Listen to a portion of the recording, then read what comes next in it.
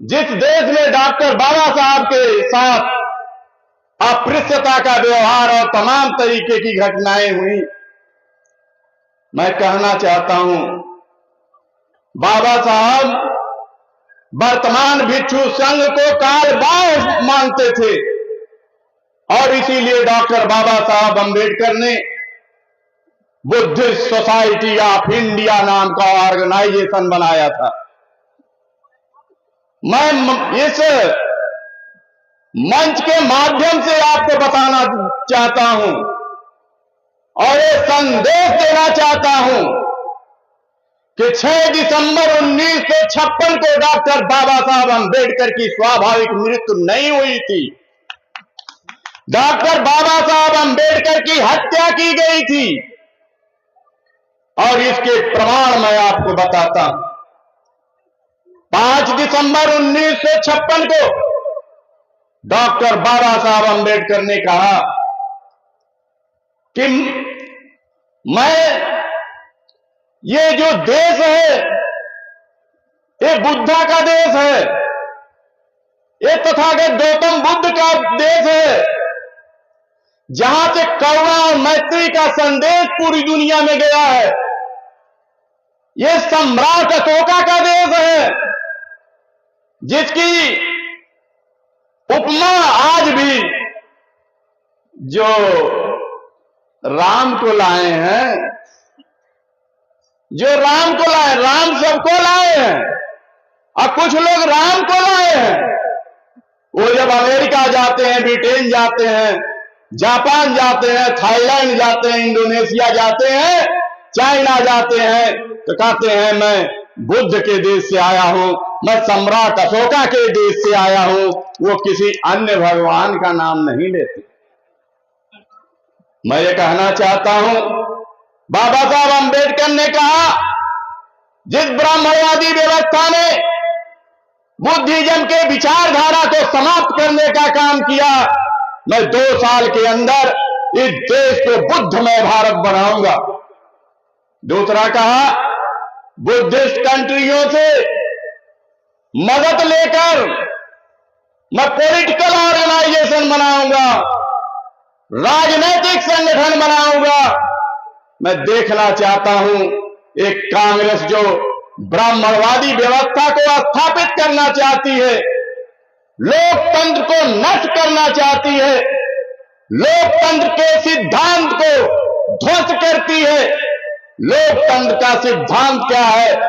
भारतीय संविधान हमें कहता है कि अगर रिप्रेजेंटेटिव डेमोक्रेसी है, इसका मतलब भारत के जितने भी नागरिक हैं, उन नागरिकों को उनकी संख्या के अनुपात में तमाम संवैधानिक क्षेत्रों में अगर हिस्सेदारी मिलती है, उन्हें नौकरियां मिलती है, उन्हें वाणिज्य में हिस्सेदारी मिलती है, जुडिशरी में आपकी हिस्सेदारी मिलती है, तो वास्तव में यहां पर लोकतंत्र है। अगर ऐसा नहीं है, किसी एक वर्ग का कब्जा है, तो वो लोकतंत्र नहीं, इस देश का नौटंकी तंत्र है। मैं उसे नौटंकी तंत्र कहूंगा। मैं आपसे पूछना चाहता हूं कि भारत का प्रधानमंत्री खुद कहते हैं कि मैं 80 करोड़ लोगों को चावल और गेहूं देता हूं, तो लोकतंत्र का क्या मतलब है कि लाइन लगाकर वोट देने का काम लोकतंत्र है? नहीं। डॉक्टर बाबा साहब अंबेडकर ने one man one vote one value के सिद्धांत पर इस वोट की शक्ति को लेकर आए थे।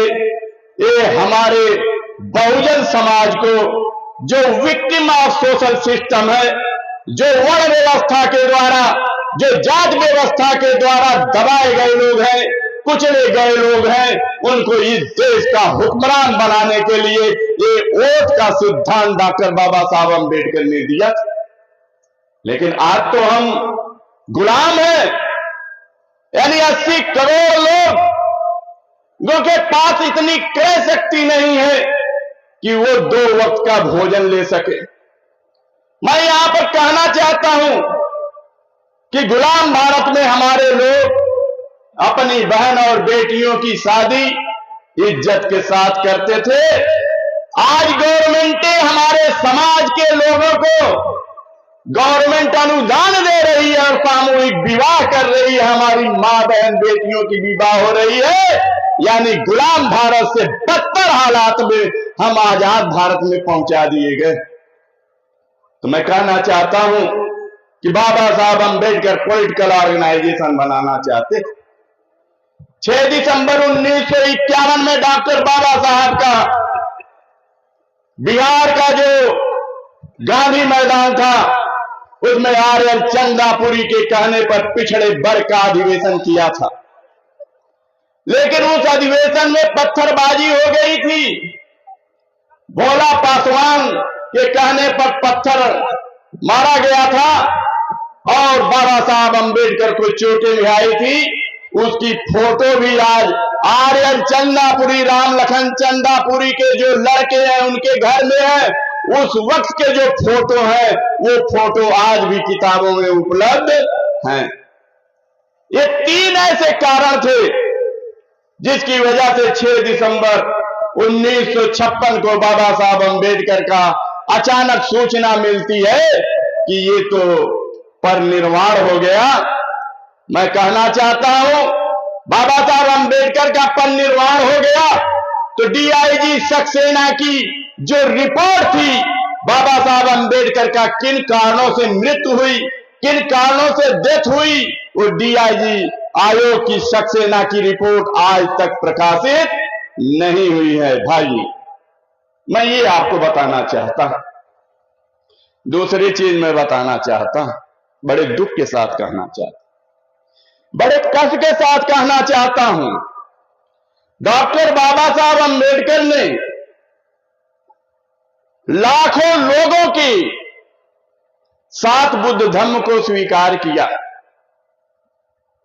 लेकिन कार्ल मार्क्स की जब डेथ हुई तो उसके केवल 13 लोग थे और 13 लोगों ने कार्ल मार्क्स की डेड बॉडी के सामने संकल्प लिया कि ये कार्ल मार्क्स का जो विचार है इस विचार को मैं पूरी दुनिया में फैलाने का काम करूंगा। तो आज कम्युनिज्म की जो विचारधारा है वो लगभग आधी दुनिया में कब्जा कर लिया। मैं कहता हूं लाखों लोगों ने बुद्धिज्म को स्वीकार किया, विचार बुद्धिज्म को स्वीकार किया, लेकिन दिमाग बुद्धिस्ट नहीं हुआ, बुद्धिज्म का आचरण नहीं हुआ। वो भाग्य भगवान और देवता देवी पाखंड में आज भी फंसा हुआ है। तो किस आधार पर कहा जा सकता है कि जो है वो लोग जो है अनुयायी हुए? कार्ल मार्क्स के 13 लोग अनुयायी थे और ये जो लाखों लोग हैं ये लाखों लोग अनुयायी नहीं हैं। ये क्या है? ये भक्त हैं। और भक्त लोग 14 अप्रैल को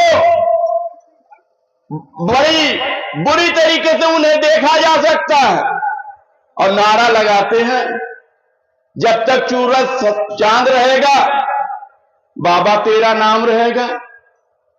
मैं कहना चाहता हूं कि क्या ये नारा सार गर्भित है?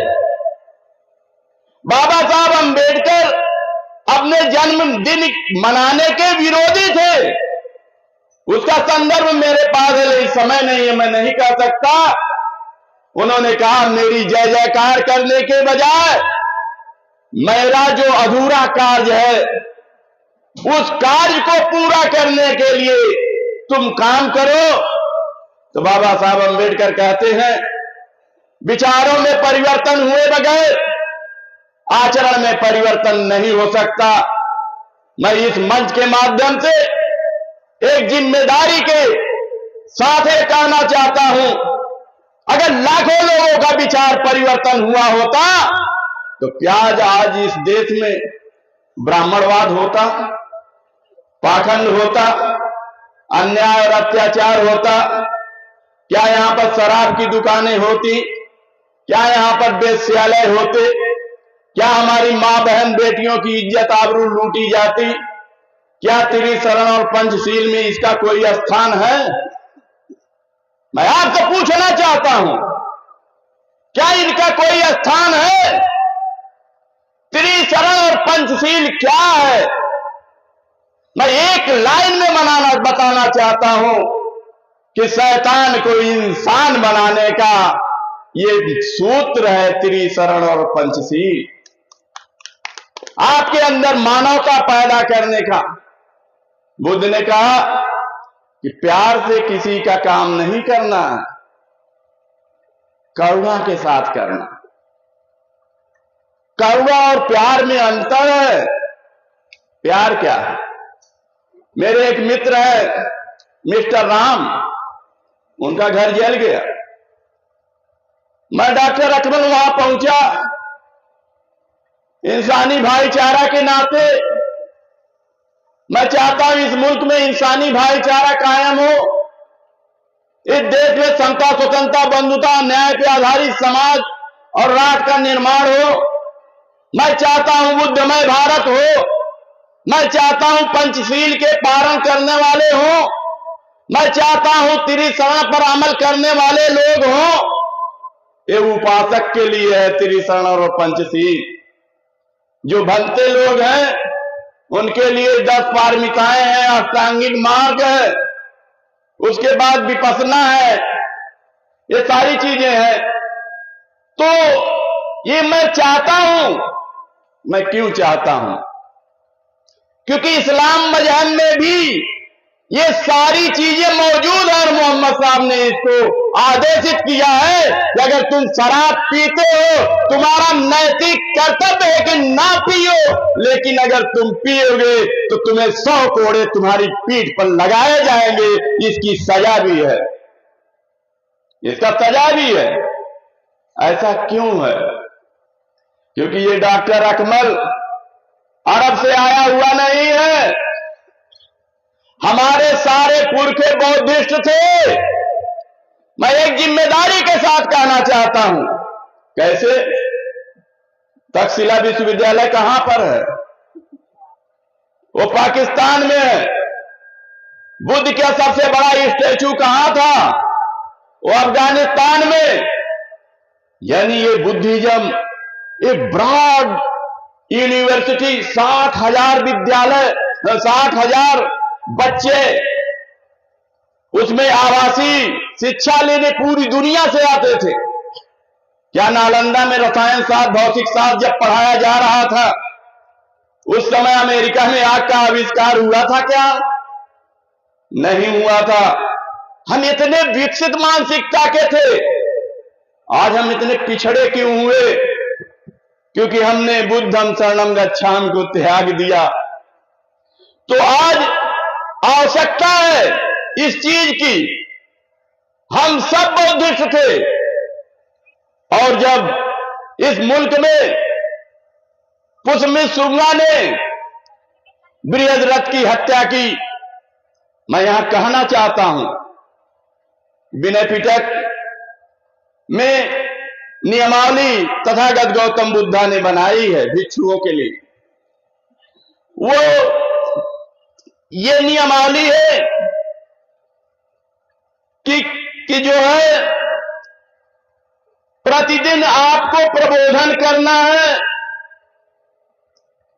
और वो कौन सा प्रबोधन है? और बुद्ध को कौन सा ज्ञान प्राप्त हुआ? तूने ये ज्ञान प्राप्त हुआ कि ये जो वर्तमान व्यवस्था है, ये वर्तमान व्यवस्था ही दुख का कारण है। ये क्या है? ये अल्पजन सुखाय, अल्पजन सुखाय की व्यवस्था है, अल्पजन हिताय की व्यवस्था है। ये बहुजन समाज के विरोध की व्यवस्था है। उन्होंने 4 चीजें ईजाद की। ज्ञान प्राप्त हुआ उन्हें कि दुख है, दुख का कारण है, कारण पता चल गया तो उसका निवारण कर सकते हो आप। और निवारण अगर कर सकते हैं तो उस दुख को आप रोक सकने में सक्षम हो सकते हैं। तो ये जो बुद्ध का संघ था, जो भिक्षु संघ तथागत गौतम बुद्धा ने बनाया था, ये लोकाश्रयी था, लोगों के ऊपर आश्रित था। चलत भिक्षवे चारिकम बहुजन हिताय बहुजन सुखाय लोकान कंपाय अत्तान हिताय आदि कल्याण अंत कल्याण मध्य कल्याण। यही तो प्रथम प्रबोधन है कि ये भिक्षुओं 5 लोगों को, यहां लोगों का संख्या कम है, मैं कहना चाहता हूं 5 लोगों को बताया, अब पूरा देश बुद्धमय भारत हो गया और पूरी दुनिया में बुद्धिज्म फैल गया। आज करोड़ों की संख्या में बौद्धिस्ट हैं, बुद्धमय भारत नहीं हो रहा है। मुझे समय की तरफ बताया जा रहा है, तो मैं ये कहना चाहता हूं कि काल बाय को त्याग देना है, काल संगत को स्वीकार करना है और प्रत्येक व्यक्ति को त्रिशरण और पंचशील को पालन करना है, इस पे अमल करना है और एक सच्चा और अच्छा इंसान हमें बनना है। और इन्हीं शब्दों के साथ, क्योंकि समय नहीं इजाजत नहीं दे रहा है, इन्हीं शब्दों के साथ मैं आप सबसे विदा लेता हूं। मेरा नाम डॉक्टर सबीउद्दीन अकमल है, मैं मुस्लिम कम्युनिटी से आता हूं और मैं ये चाहता हूं कि इस देश में गंगा जमुनी की साझा संस्कृति, साझी विरासत और भाईचारा जो है बने और ये देश बुद्धमय भारत हो और यह देश सोने की चिड़िया हो, खुशहाली है। इन्हीं शब्दों के साथ मैं अपनी बात को विराम देते हुए जय भीम, जय भारत, जय संविधान, जय ज्ञान, जय विज्ञान, जय जवान, जय किसान, जय का मेरा समाज, ये मेरा अभिवादन स्वीकार करते हुए मैं